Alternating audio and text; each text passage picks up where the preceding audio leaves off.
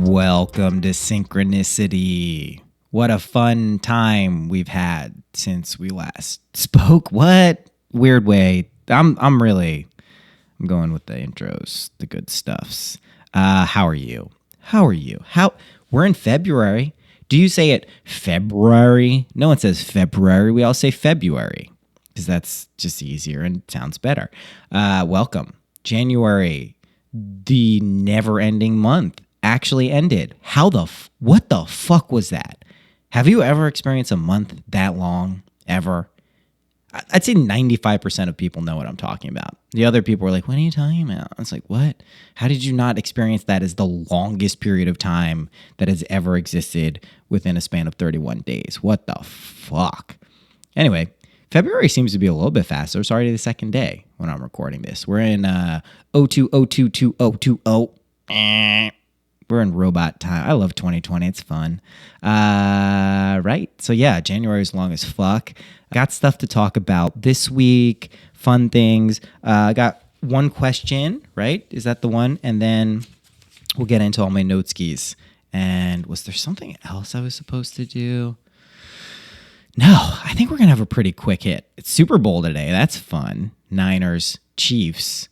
I think it's hard to say the Niners aren't going to win that. You know what I mean? Like, they're D, but Mahomes, man, special guy.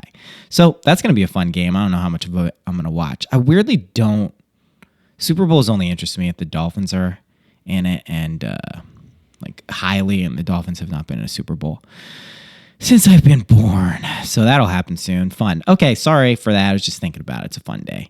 Those ads, got to watch those commercials for the Super Bowl. You guys don't, does everyone remember when that was like the biggest fucking deal? The commercials for the which genius ad executive? That's a fucking powerhouse move. I mean, granted, there's like a lot of attention already in the Super Bowl, so it's a prime advertising spot, but someone's like, yo, let's make the commercials let's make it a thing. Like, there so much money, people have to. It's like, I remember the Doritos had all that stuff. Anyway, nostalgia. Okay, here question. Here question? Okay, that's how we'll do that. Here question. Only one question. Right. From my goof. I don't know who wrote this. Kenny, was it? Yeah. Would it make sense to you that the way we will physically travel to distant star systems should be with our minds? I think it stands to reason, considering that we create what we imagine, that we should be able to travel mentally to another planet where we can imagine an avatar-esque physical body waiting for us to inhabit. We should be able to experience this as 100% real, and not simply as a mental exercise or thought experiment. Or is that what we're doing here? Hey, my man, welcome to the motherfucking club of amazing questions. Yeah, dude. All right, let's try to. This world is not as substantial as we think it is. I'm not denying that we're real. I'm going to have to keep qualifying that until people understand that that's not like some reckless excuse to do it, like just be fucking nuts. But this world is a dream, right? It's a conception. It's a made up thing. Even if you want to look at this scientifically, right? When you start looking at not even the quantum level, just like small shit that's bigger than 1/1000th of an inch, which is bigger than the quantum realm, and just microscopic, right? You can see this shit. It's there. It's all space. There's all this stuff. It's not really making sense how things fit together. It's not, our senses filter out physically. Our physical senses filter out all this other shit, and it just doesn't add up, right? So we know that. We know that just from I had to take my headphones off. I was echoing. We know that this shit doesn't add up, right? That's cool. It's fun. It's amazing. It doesn't take away from any of the magic and the awesome stuff that happens here. But just from that as our starting point, other planets, other places only exist because we project them from within us to external reality, what we call external reality. So of course we can travel to those places. That's why, I was just on a podcast with my friend Lara from Pussy Church, and we're talking about space and a lot of sex space stuff. So if you're into that, go check that out. And I was saying, like, I don't really have an abundant interest to travel into space. It's not at the top of my list. It's not even in the top, like, I don't know. It's not even like the top fucking 80% of my list. It's just not that interesting to me. And it is kind of for the reason that you did too, which is, we go to these places internally. Now, you can say, it's just in your imagination. It's not a real thing. It's not as real. But when you really start to plunge into the thing, like if you ever had a dream that's so fucking real that it had all the tones of reality, that you were there for all intents and purposes. Okay, that's what this world is here. So there are versions of us all over the place on different planets as different beings, with bodies, without bodies, as men, as women, as both, as whatever. It's the whole thing. So if you can really tap into those things energetically here and shape them with your imagination beforehand or after, if you're using revision, you'll experience this as real. There are days, go back to the episodes where it's, what is it? The God stuff, jumping into God energy. Don't forget that stuff. That's good stuff. I'm saying that as much for myself as anything else. Also the animal stuff. That's not just like a psychological exercise. I don't want that to be lost. I'm not saying like, pretend you're a lion, or pretend you're Thor, pretend you're Aphrodite. No, I mean like fucking jump into that motherfucking energy. It is you. You have the ability to jump into that. Now, are you going to physically transform yourself into that immediately in real time? Probably not. Is that possible? Absolutely. I'm not saying it's... here's the thing about all this like magical, like reality bending stuff that is experienced non-subjectively. So for like groups of people, miraculous things like physical transformations in front of your eyes. It's not that exciting. It seems like would be so fucking cool. How many times do you think it would take for you to kind of like...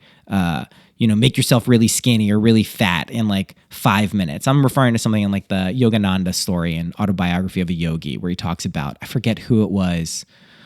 It was one of the saints. Gosh, I should know that. Transforms, was it Babaji? Maybe transformed his like physical appearance in like, right before his eyes. And he did it to Paramahansa Yogananda too. And he's like, holy shit, this is crazy.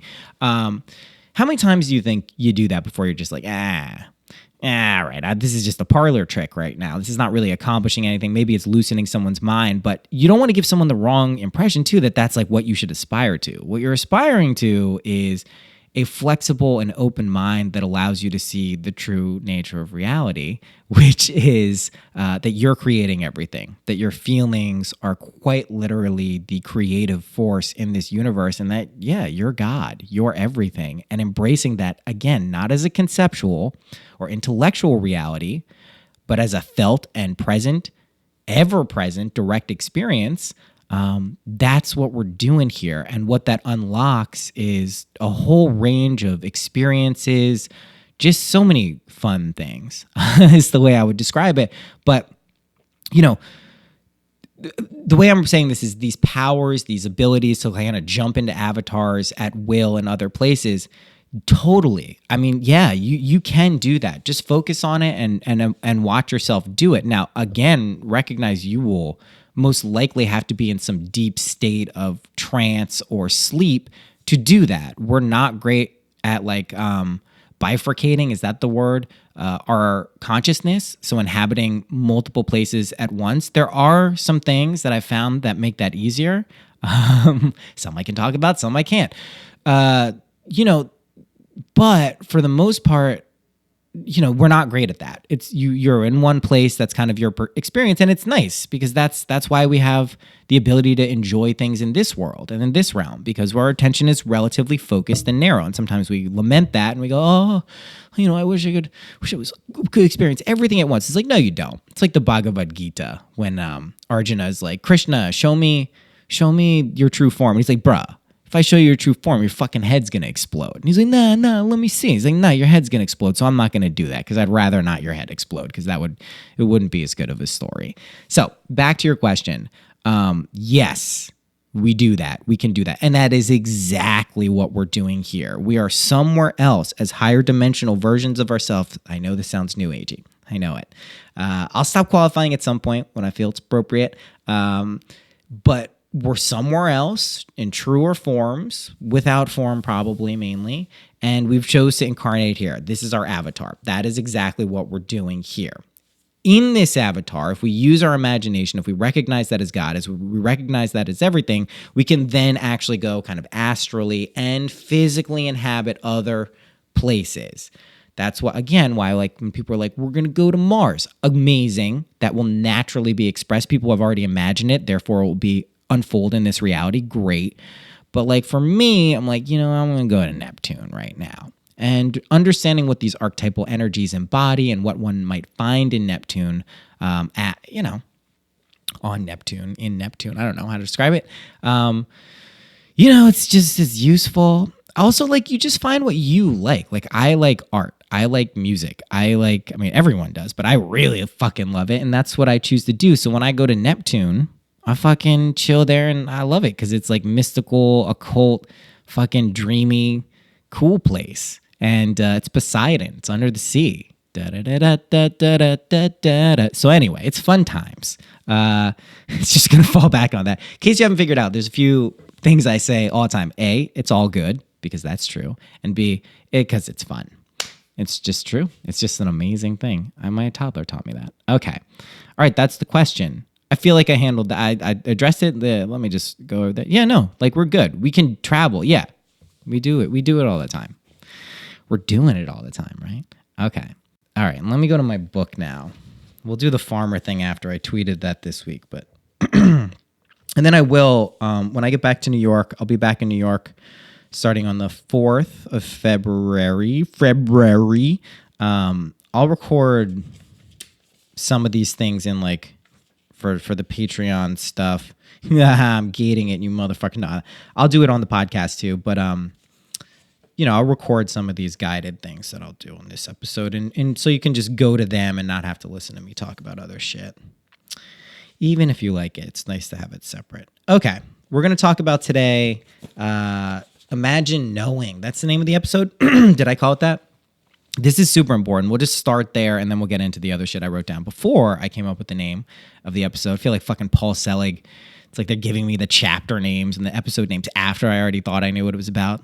Cool. Imagine Knowing. This is really, really helpful. I've been telling people to kind of appropriate states of consciousness like clarity. That's kind of like a Carl Jung way of saying something that could be put more simply. So, right, imagine states of consciousness like clarity or appropriate states of consciousness. That's great. But states of consciousness just means a mood. Oh, that's what I forgot. The tweets. Well, we'll just do that in real time. I got a lot of them. Fuck. Okay. So appropriating states of consciousness, like states of consciousness just means a mood. Okay. That's all it means, states of consciousness. So as we do that, I've been saying like clarity, sure. But really it's a sense of knowing. And what comes with knowing is the ability to trust yourself and really recognize who you are. Am I really going in reverse order? Okay, that's how this is happening. And knowing who you are is incredibly, it's the point of everything at your deepest level when you remember who you are, for real. When you know who you are. If you just keep asking yourself, who am I? Who am I? You will get to the answer. That's how Ramana Maharshi did it. Famous mystic, Indian saint. Cool dude. Go Google pictures of him with all the animals. Ramana, Ramana, Ramana Maharshi, Maharshi,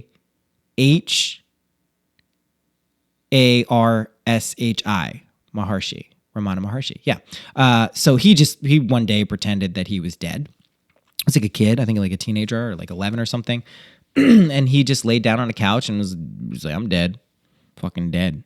I'm not going to move until I fucking figure out what the hell is going on. And he just said, who am I? Over and over again. So if you keep asking that, that's one route to it. But that could be a rigorous intellectual exercise. I find proving to yourself that your imagination is the creative force of the universe, that it is the God spoken about in all scriptures. It's the Krishna, the Buddha, all the stuffs.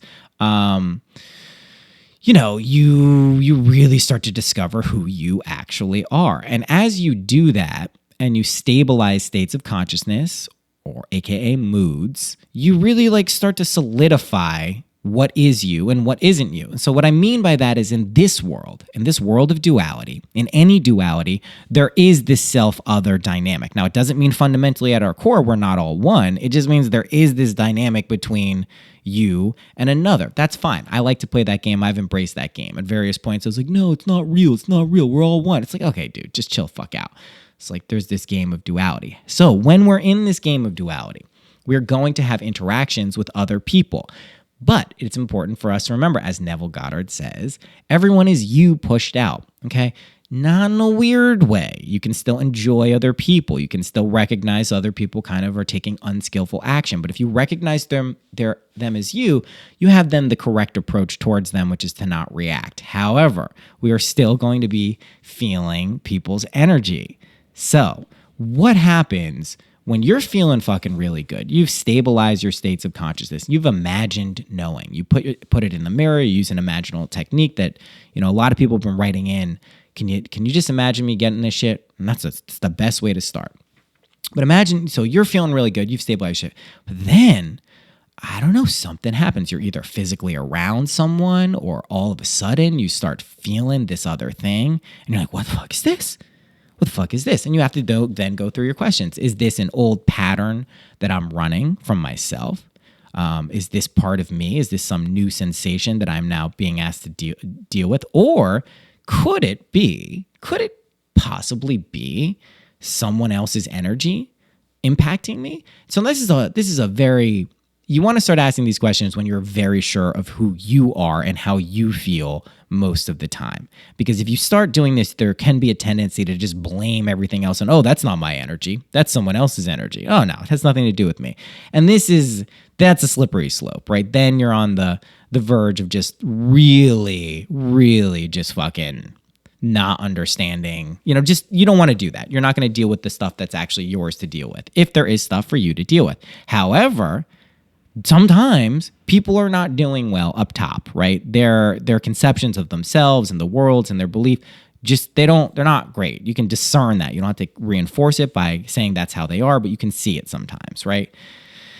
It's important to know when those people are energetically attached to you or physically when you're around them, that you may be catching their wave. Because when you do that, it can knock you the fuck off track, like big time. And one of the easiest ways, and this happened to me with a good friend of mine, I love him to death. I hope he's listening to this. He knows who he is.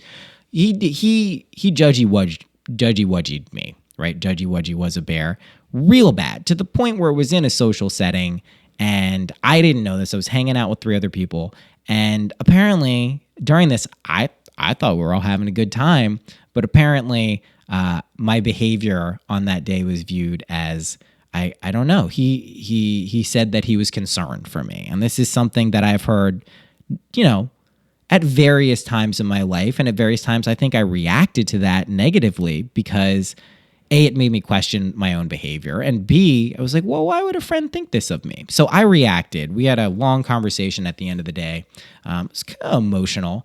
And, I thought about it. And then the next day, I didn't take my own fucking advice. What do I tell people to do when they get in a confrontation energetically in this world is don't fucking take external action. Deal with it up top. Imagining the situation getting better. And listen, I'm revealing, here we go. One of his complaints towards me was that he doesn't hear about any of the bad stuff. And I was like, that's because not a lot of bad shit's happening to me, and I have a perspective on it, but let's consider this, quote unquote, a bad thing, a confrontation between a friend where I felt judged. Okay. I reacted. I sent this long, dramatic text, which I was like, what am I doing? This is ridiculous. So I react. So judgment and these states of kind of picking up energy, and it is partially you. I don't want to make it seem like you can't react to something if that's not in you. So it's not always someone else, but it's this kind of alchemy and chemistry that happens between someone doing something that triggers you, or them saying something to you, or just maybe being a dick in some ways. And I'm not suggesting that's what my friend was doing. This was his genuine perception on the situation. Anyway, what's important to do in these situations, and I've learned this lesson, and I'm actually pretty grateful for it, because one thing I did remember after I was done reacting is like, oh shit, somehow even my reactions are to my advantage. So how does that work? I realized, like, if you know who you are, You know what you're doing. You know your level of responsibility. Just like you get it. If you know you're doing well, for real, because you've proven it to yourself, because you imagined knowing, and now you really do know, just don't react. You can break shame and the judgment spiral. No matter what someone throws at you, you'll know who you are at your core, and you can recognize people playing out their stuff. You don't need to say that to them. You don't need to deal with any kind of stuff that's being thrown on you, and you don't have to like throw it back at them, because that doesn't help either. A lot of times when people are judging, and I know this, like, just to be clear, I was like one of the most hypercritical, judgmental people you could have found, and I don't think many people would have known that about me because I didn't outwardly express it. But like also relatively cynical, and I never thought of myself as cynical, but for a very long period of time. And what that really was more than anything was a testament and a statement about my own self-critical tendencies and my own cynicism in myself, right? My own reflections of how the world worked were negative, and that was basically just me confessing that that's how I felt about myself. So knowing that, it also flips the way we look at certain people's behavior, and it's not always true. You have to be open-minded. You have to accept criticisms and critiques. I mean, I don't like the word criticism, but critiques and opinions of others. You don't want to just blindly all the time, I mean, I do.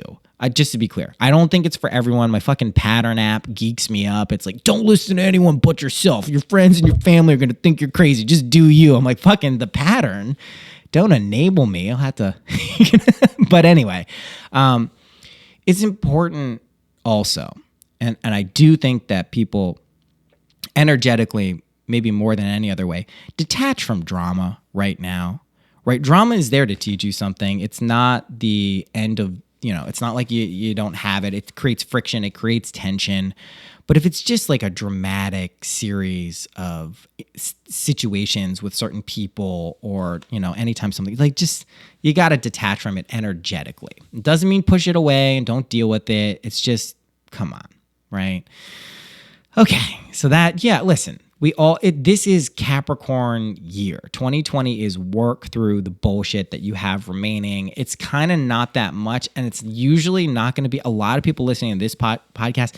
It's not explicitly your bullshit. You're just kind of a part of it because there are people in your lives who maybe are going to be reconciling with the new reality, which is that your thoughts and feelings have always created this world, but now it's like in your fucking face. It's like, oh shit. Also, let's go to judgment in the negative sense, in the shadow sense of like kind of, constricting people based on your imaginations of what they are. Like that's the you don't want to do that with judgment. What was I going to say? I'll remember it. Anyway, let's go on to the next stuff. Let's talk about as a hard pivot to satisfaction, gratitude, and relief. Okay. This is really good shit. All right. I was talking about this with a friend, and it came out. We were talking about gratitude and how she was just experiencing kind of like the power of gratitude recently, and how it was kind of finding her as she experienced it. And I was like, yeah, that's amazing. And then I had read something. It was Neville Goddard. What book was it? I don't remember. This stuff, it just pops into your life. It's so cool. It was about relief and satisfaction. And I was like, very interesting. It's like those three states of consciousness / moods are really fucking powerful, but they're distinct. Satisfaction, gratitude, and relief. And I was like, how are they distinct? They feel like separate things, but how do we know that they are? So I had a story. I've heard this somewhere. I don't know who said it, but I love it. And I think I probably just like tweaked it a little bit, but here's the idea. All right. Say you're a farmer, right? You work on a farm because you're a farmer. And you get up at the crack of dawn, and then you work until the sun goes down. So that's a long ass time, right? You have hard and demanding work. It's physical labor. You're plowing, you're fucking planting, you're doing all this stuff. You're managing all the things. Taxing, not just physically, but intellectually, right? A lot of stuff. Emotionally too. Maybe you got to put down a horse. Who knows?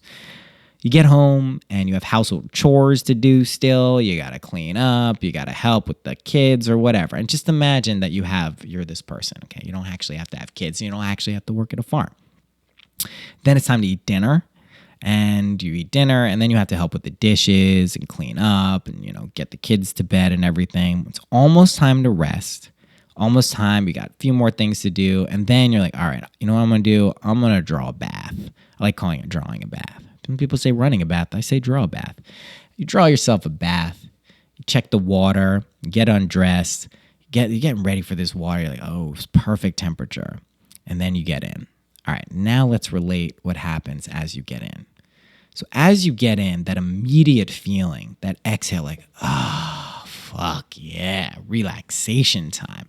That's relief, right? That's the feeling of relief. That's the exhale. That's the first initial, like, oh, all right, yeah, with this shit. That's super powerful. If you can hone in on that feeling, ooh-wee, all right? Satisfaction is the sustained feeling of being in the warm and comforting water. So it's like, oh, I am in this bath. This is nice. I'm here. I can be in here for as long as I desire, right? That's satisfaction. So that's that sustained feeling, right? Gratitude is your appreciation for the whole day, right? The work, all the stuff that kind of was built up, the tension that you got to release, and the bath, right? So the effort, tension, and release. That's gratitude, that appreciation for the entire thing, right? So those three feelings, relief, satisfaction, and gratitude, if you can home in on any of those and transpose them, right? Put them onto an imaginal scene or in the mirror or anything else you would like to do, the voice of another, attach it to something you want. Watch what happens. Those are very powerful feelings. So relief, satisfaction, and gratitude. Furthermore, our Hindu or Vedic, it's really Vedic stuff about the three gunas. So the three gunas. So again, in the world of duality, in this world of samsara or Maya, right, we have Buddhist and Vedic, respectively. If we are in this world, in Vedic conceptions, right, this is Vedantic stuff, we have tamas, sattva, and raja. And these are the three creative principles, right? So raja is this creative kind of fiery energy. Tamas is this kind of like, I don't want to say lazy, but it's kind of like slow, like heavy, like static energy. And sattva is this kind of like wisdom encompassing energy of everything. And it kind of, the interplay of those three, we have them in our bodies, we have them in the world, make up this entire reality. So to compare them, in my mind, what their relationship would be to relief, satisfaction, and gratitude is the Raja principle of that instant relief, right? That's Raja. That's that action of like, right there, boom. The tamas would be that satisfaction of kind of like sitting in, like, oh. And some people look at tamas as kind of like a negative or slower or lesser. It's not. And then sattva is that overall like clear seeing wisdom and that gratitude that emerges from the whole situation. So if you know your gunas, your three gunas, then you're with me. If not, go look into that shit. It's real interesting. Okay. Let's talk about some other things that have been coming up in readings. A lot of people have questions about the hows, the whys, and the whens. So let's say you know what your desire is, you're pretty clear, or let's say we find it in a reading, and then you're like, yeah, but I need this, or I need that, or this has to happen, or that has to happen. That is not what you want to be doing right now. You don't need to do that. It's in a way you cannot devise. Your stuff will happen. But if you can imagine the end, attached to a feeling of relief, satisfaction, and gratitude, either of them, any of them, all of them would be amazing, then you're good. You're super good. It'll happen. And you just watch it happen. You just let it unfold. You're producing the idea. You're writing the script in terms of the emotional feeling. Then you're directing how it's going to happen situationally. And then you just play it out. Super easy. All right. So let's talk about one other way to combat an overactive analytical or logical mind. Let's say you're like, how am I going to do this? Saying, how am I going to do this? Does this person like me? Okay, here's what you do. You say, how did I figure out how to do that? I've mentioned this before. I'm just reminding people. How did I figure out how to do that? Oh, when did I realize that person loves me? Like just that. It's really fucking simple. All right, let's talk about another technique since this is where we are. We'll drop one here. I know I've mentioned this, but we're going to revisit it again and expand it. Hearing the voices of your friends, family, or loved ones reaffirming you to be that which you desire to be. If you desire to be wealthy, if your friends say, oh my God, like, wow, it's so great. Or it could be something like, hey, you just gave your friend like 10 grand and knew it like it was nothing. Like that would imply you have money, right? So your friend would be, thank you so much. And like, you don't want to be weird about just, but I mean, like, listen, any of my friends out there want to drop 10K on me, I'm not turning it down. That's all I'm saying right now. Unless you had enough. So you could also imagine yourself like someone offers you a shitload of money. You're like, nah, I'm good. Because that means you got that money. Or you don't need the money. Who knows? Interesting.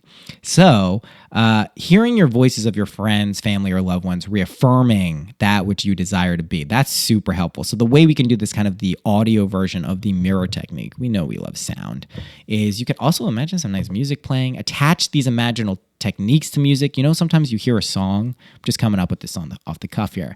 Put that song in your imaginal scene, attach it to it, and also show you that songs and music and sound move through dimensions. It's one of the coolest things about it.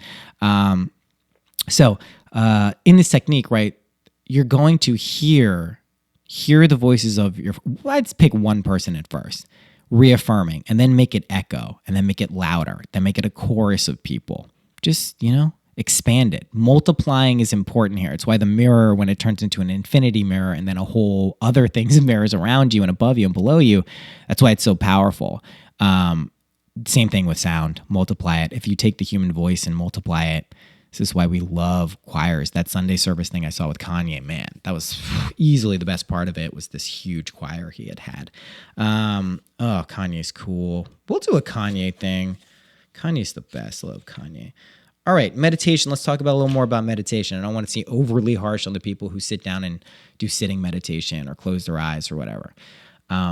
Here's other meditations: jogging, running, exercise, biking, being in nature, listening to the ocean, being in the forest, taking a walk. Those are all meditation. Living your life, talking to people, listening to people. It's all meditation. Do not define meditation to a set experience. It's not what I recommend. You can also do that. It's great. I'm not shitting on sitting meditation. It's not popular because it's stupid. But just, there's other ways. Don't get restricted by what you think is meditation. That's not a thing that we want to be doing. All right, I'm going to pull up my, because I had tweets this week which I wanted to expand on. So give me a second to do that. Also, for the readings, I'm just seeing I put that on Twitter. I'm gonna change I'm changing the readings like I'm trying to make it as hard as possible, basically, for people to book readings.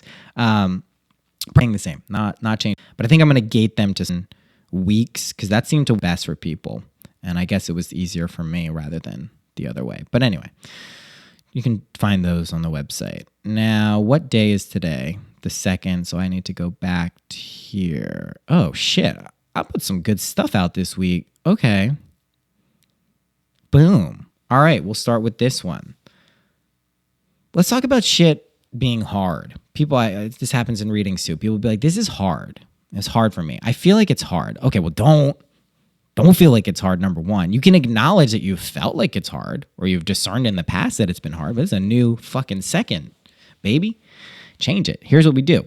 When we say it's hard, it is. When we build narratives about why it's hard, we solidify the belief that it is.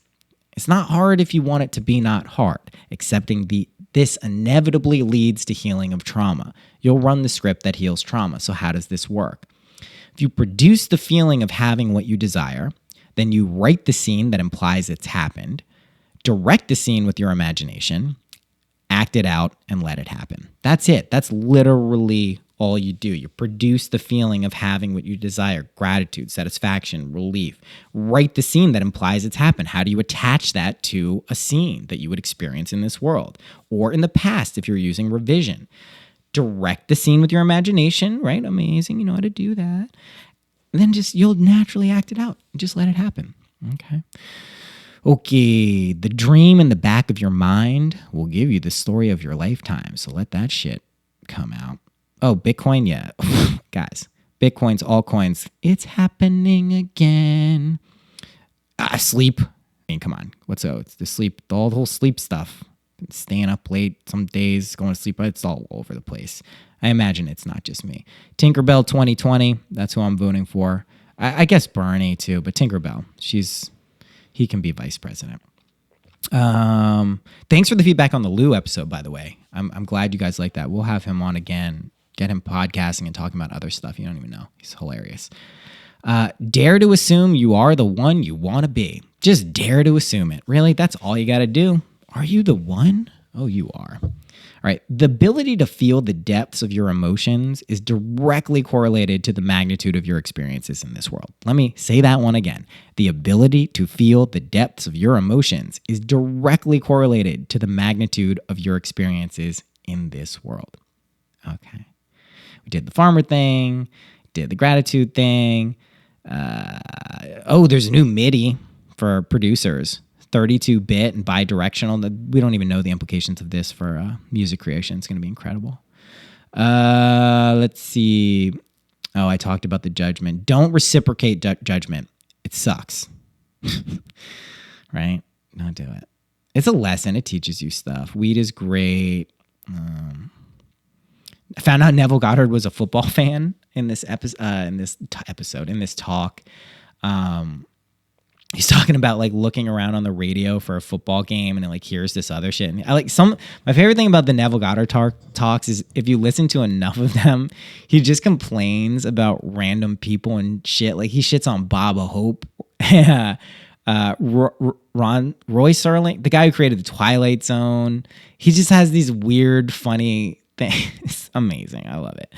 But he loves football apparently, which is cool. Yo, TikTok. Oh my God. I'm on TikTok. I have one video. It's just my shoes and a sun. But yo, I think I'm going to get on TikTok because it is wild. It's so crazy there. I don't know how to explain it properly, but man, sometimes I'll just get stuck in these TikTok vortex. It's like, yo, some shit going on. I'm into it. It's Groundhog's Day, right? I've been living this the best day of my life forever. And the chances are you have too. But I didn't remember it really until last year. But them's the truth. All right. Let's go over revision because that's important and people forget it sometimes. Okay. Yeah. Revision. So revision. Well, you know what? Let's just do this technique. Let's just do it for real. You're going to imagine there's something in your life, right, that has happened. Throat chakra. As soon as I try to talk about some shit important, it's fucking throat chakra. Hold on. Fucking ridiculous. All right. What we're going to do is you're going to find some incident of trauma or shame or script or narrative that's been created in your life. And you're going to go back and either find a specific situation or a version of you who feels wounded or shamed or traumatized by it. There's a couple things you can do. If you find just that version of you and it's not a whole scene, you can go back and give yourself a hug. And that's super, super helpful to a degree that I think people probably overlook and just be like, yo, it's all good. For real. It's all good. And this is because, the future version of us, our most ascended, amazing version, of which may be us right now. Interesting. Does time exist? But let's say it does in duality. That version came back and saved you now. Now it's your job to go back and save you in the past. So what you're going to do is give yourself a hug or find that situation if it involved other people. Say you were shamed, you were embarrassed, you got judged, whatever it is. Go back and change the scene imaginally. Construct it to be a different version of what happened. The most important thing is that you emotionally feel, right? That relief, that satisfaction, that gratitude, that love. That needs to be in the situation. Okay. This is revision. This is if our mind is a prism, we can shine a light from the front through the prism to the back, right? That is revision. That's going to the past. The converse would be if we shine the light through the prism from the back, it would be in the future, right? So this is how we pre-select our reality, experiences, emotions, and again, this is how we would go back and change them. So if you do that, it may, depending on what has happened to you or what you imagined has happened to you. Make shit easier for you now. If you're running some really detrimental scripts, fucking change those motherfuckers. Do you know what I mean? Change it. And it may feel like lying to yourself or being inauthentic, but I rest assured it's not. This is just you. This is how reality works. And it'll demonstrate something very important to you, that you have the ability to overcome narratives, beliefs, thought structures, emotions that you felt were binding and constricting. And it'll show you that it was just you at the end of the day too, which is what could be more powerful than that. Just remember, as you kind of ease into this stuff, you'll feel more love. And as you feel more love, you forget fear. And then when fear comes back to say hi, you'll be like, oh, yes, my old friend. Here you go. Have some tea, have some cookies, and I will send you on your way because you have showed me what I need to know. Yet again, what a pleasant time. So that's how we use revision. I feel like maybe I'm not forgetting anything. I feel like we're at the end. Rate and review this podcast. Share it with a friend if it helps. That's what we're doing. My Patreon, patreon.com/synchronicity. Sign up there for bonus shit. I put Neville Goddard talks, do music stuff. We do fun stuff. It's fun stuff over there. I think I'll put this out pretty soon.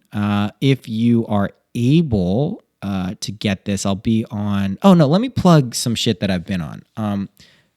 Mycadelic podcast I was on. Had a great time on that. What else? God, so many others. I'm so sorry I forgot these other ones. I was just on Lara's podcast, Pussy Church. That was cool. I'm out there. I'm out there in these streets. You know what I mean? So yeah, there's other fun shit coming out. That's it. It's an amazing way to end an episode. I will see you later this week. I'll put this out on Sunday though. So maybe Thursday. Maybe I'll put it out tonight, Monday. I don't know. Whatever. I'll see you sometime Thursday. I don't know if I have a guest thing recorded, but I'm sure one will materialize. I'm traveling Tuesday. Fun times, happy imagining. Love you. See you soon.